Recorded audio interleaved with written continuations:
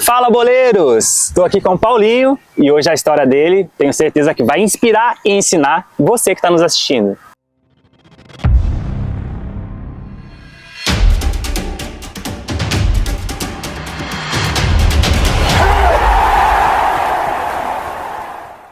Fala, Gabrielzão!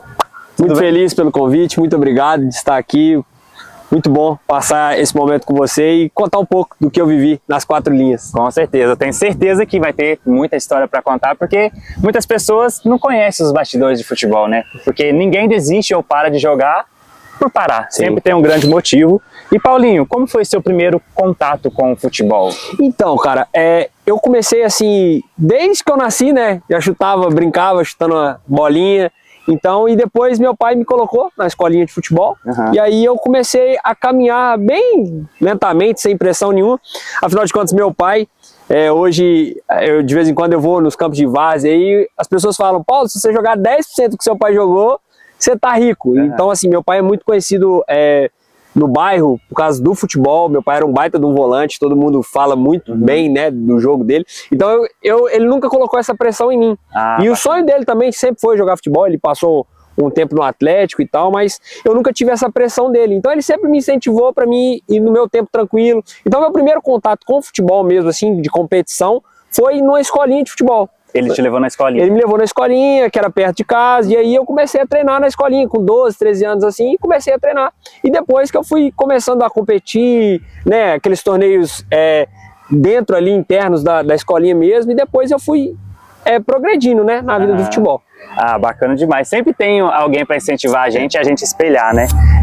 E qual foi, assim, a melhor coisa que você viu no futebol? Qual foi a melhor sensação que você teve de tipo assim, nossa, legal, conquistei isso? Cara, eu acho que quando eu cheguei em Portugal, que eu fui para Portugal, legal. Que eu cheguei no Marítimo, né? Eu fui a convite do meu primo. Meu primo hoje atua até hoje, joga no Persita da Indonésia, e ele me levou para lá. E aí cheguei lá, comecei a treinar. E quando eu vesti o uniforme, né, que eu me equipei a primeira vez para treinar com o uniforme do Marítimo, eu falei, cara, eu cheguei em algum lugar. E assim, a sensação foi muito gostosa, e treinar, estar na Europa, jogando na Europa, conhecendo o estilo de futebol português, né, tendo um treinador português, assim, me colocando nas táticas portuguesas, né, que eu saí daqui muito cru. E quando eu cheguei lá, que eu fui entender sobre marcação, sobre como reagir, como pressionar o atacante. Então quando eu tive essa experiência em Portugal, eu falei assim, cara, eu cheguei, eu conquistei alguma coisa já. Sim, e é legal que a gente pensa assim, pô, o futebol ele é mundial. Mas você vê uma diferença gritante, tipo assim, de um estado para o outro, principalmente de um país para outro. Você que teve a experiência para ir para Portugal, você com certeza deve ter tido essa experiência e ter visto essa diferença grandiosa, tipo assim, principalmente quando a questão do idioma, talvez Portugal não seja tanto, mas em alguns outros países é muito complicado, e principalmente a exigência, a temperatura que os treinadores são bem diferentes daqui. Qual que foi, assim, a sua maior decepção, ou qual foi o seu maior desafio dentro do futebol? Olha, eu acho que o meu maior desafio no futebol em si foi a saudade de casa. Saudade de casa? Saudade de casa. Por mais que eu sabia que eu estava vivendo meu sonho, que era algo que eu poderia mudar a história, né, da minha família e tal, mas a saudade nas datas festivas, no Ano Novo, no Natal, isso me causava, assim, um desafio muito grande, porque eu sempre gostei de estar, né, com meus pais, com a minha irmã, então isso foi um desafio muito grande. Acho que a saudade de casa, assim, dos amigos, né, então acho que isso foi um desafio bem grande para mim, assim. Isso é bem importante a gente citar, porque a gente não tem feriado, não tem final de semana. Geralmente as competições basicamente são nos feriados, final de semana, que é o melhor horário para todo mundo curtir, e realmente ficar longe dos pais, da família é um desafio muito grande. Você precisou recomeçar. Sim. Hoje você já não joga mais futebol. Hoje o que você faz? Hoje eu trabalho no escritório, né, de uma empresa, a parte parte do financeiro de uma empresa. Quando eu parei, quando eu fui embora para Portugal, eu parei no segundo ano do segundo grau, né? E aí eu parei, não finalizei meus estudos, né? Coisa que minha mãe sempre me cobrou para mim terminar os estudos. E aí quando eu parei mesmo assim, eu voltei a estudar, finalizei os meus estudos e fui procurar algo para me fazer, né? E eu não queria nada no meio do esporte. não queria. E aí fui fazer, eu faço até hoje, né, o meu curso, finalizo agora no final do ano. Legal. E aí consegui, tem 3 anos que eu trabalho na empresa que eu trabalho hoje, no escritório, e assim, mudei completamente, né, a minha vida, saí do gramado e fui para trás de uma mesa no escritório. Hoje mexo com a parte financeira, assim, completamente diferente da minha rotina, né, no futebol. Sim, rotina de treino, rotina de estar com os companheiros, né, treinando, você ter ali aquela regra de alimentação, aquela regra de suplementação, tudo bem regradinho. Hoje não, hoje eu tenho a minha vida normal, né? E tá feliz? Feliz. Marcou um golaço pra vida. Marquei um golaço na vida. Bati na trave no futebol, mas marquei um golaço pra vida. Legal. O intuito desse vídeo é justamente isso, sabe? De demonstrar para as pessoas que existe uma vida fora das 4 linhas. Porque, igual você já citou do seu pai, o seu pai não te colocou pressão. Só que automaticamente a gente coloca essa pressão na gente, que a gente pensa assim, poxa vida, eu quero dar certo, eu quero dar o melhor pra minha família, pros meus pais e tal. Então a gente sempre tem essa pressão automática dentro da gente. Exato. E quando você, como foi a situação de você assim, pensar, não, agora eu preciso recomeçar, quando foi o basta assim no futebol, que você entendeu que talvez a melhor coisa seja mudar a rota? Sim, ó, eu tive lesões, né, no tornozelo que me levaram a ficar muito tempo afastado. Sim. E aí eu voltei, né, no Brasil, tratei, fiquei uns 6 meses parados. E você machucou fora? Machuquei. A última lesão que eu tive grave jogando foi fora, foi em Portugal.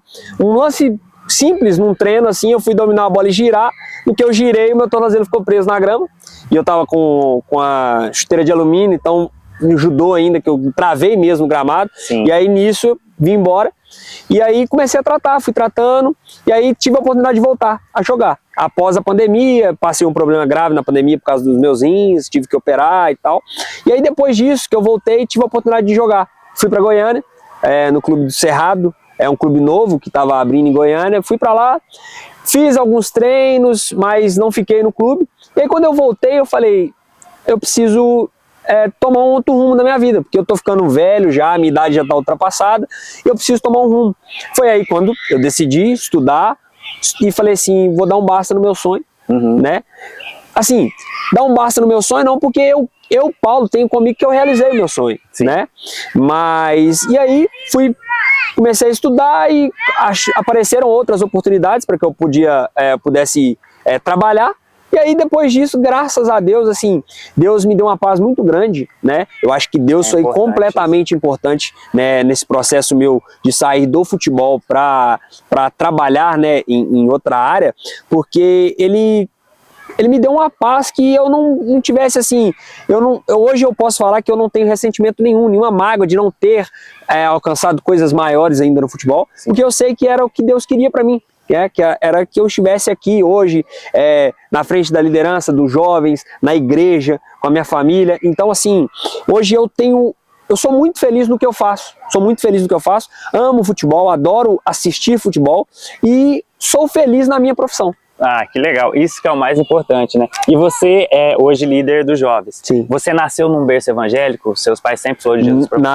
Nasci no lar cristão, né? Na comunidade evangélica Nova Vida. Nasci lá, fui criado lá, né? Até hoje estou lá, graças a Deus, hoje como líder dos jovens, né? Que a gente tem participado junto, né? Então, assim, graças a Deus eu sempre tive esse lado, né? Que nunca me deixou pender para outros lados. Sim. E o futebol, quando eu estava na cidade de Loulé, quando eu estava na 3ª divisão no Louletano, eu percebi que eu estava me afastando um pouco de Deus. Eu fiquei alguns meses sem ir na igreja, minha mãe sempre me cobrando, meu pai sempre me cobrando, e eu assim, meio que esfriei, sabe? E eu percebi que isso também era uma forma de Deus me mostrar que se eu talvez alcançasse coisas maiores, talvez eu não seria o homem que eu sou hoje. Temente a Deus, teria a vida com Deus que eu tenho hoje. Então, assim, eu acho que tudo é um propósito de Deus. Acredito que todas as pessoas que eu conheci no meio do futebol, tudo que eu vivi no meio do futebol foi um propósito que ele tinha para mim, que hoje é só uma experiência que eu carrego, né? E hoje, graças a Deus, eu tenho a minha vida com Deus, tento todo dia, né? A gente não é perfeito, mas a gente tenta todo dia melhorar, né? Ah, isso é legal.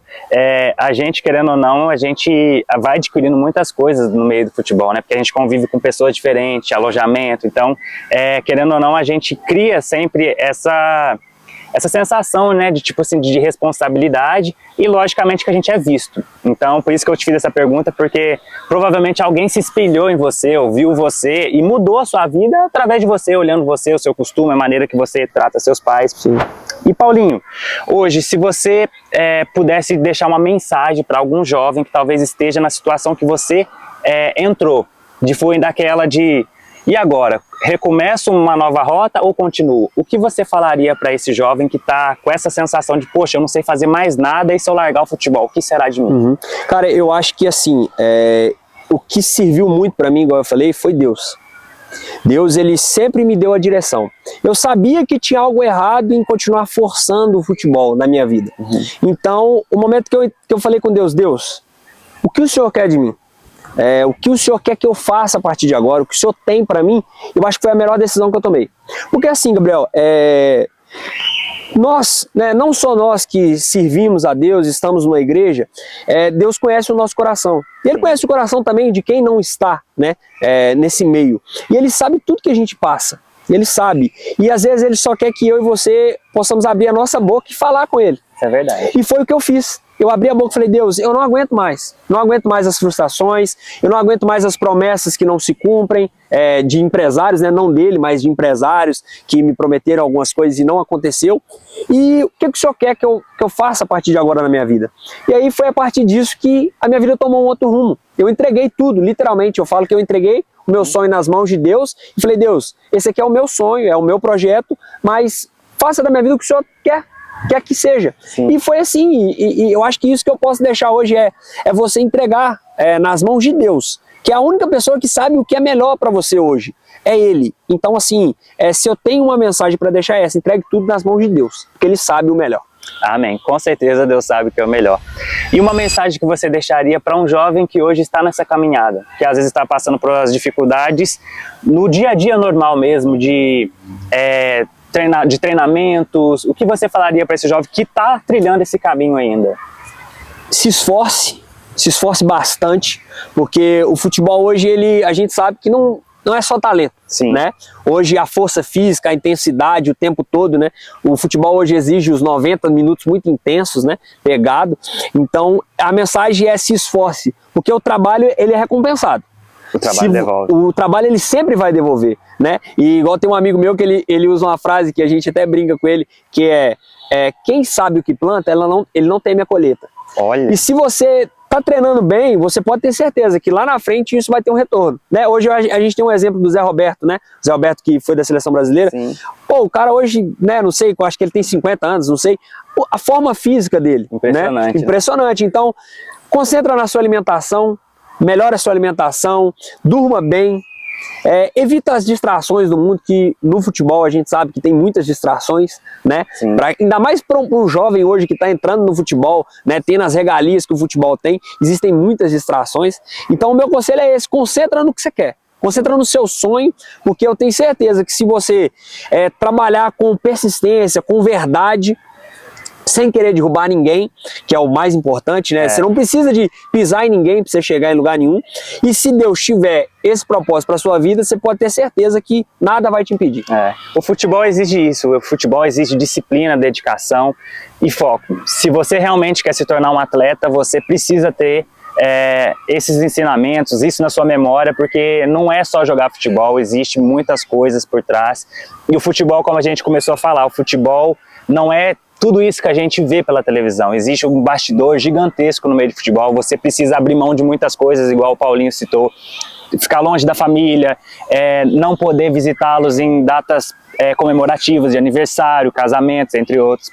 O futebol é isso. E se você que continua no futebol, você tem que seguir isso, buscar sempre o seu melhor, disciplinado, buscar principalmente conselhos de pessoas que realmente são importantes, sabe? Pessoas sábias que já jogou, porque tem muito isso também, porque todo mundo acha que sabe jogar futebol e às vezes pode te aconselhar para o caminho errado. Este foi o primeiro episódio de Foi na Trave e lembre-se, nem sempre é na trave, muitas vezes é um golaço, mesmo fora da 4 linhas, você pode ser feliz. Nunca desista, porque você pode ser feliz na sua vida e em tudo que você planejar. Paulinho, muito obrigado pela sua participação, foi um prazer.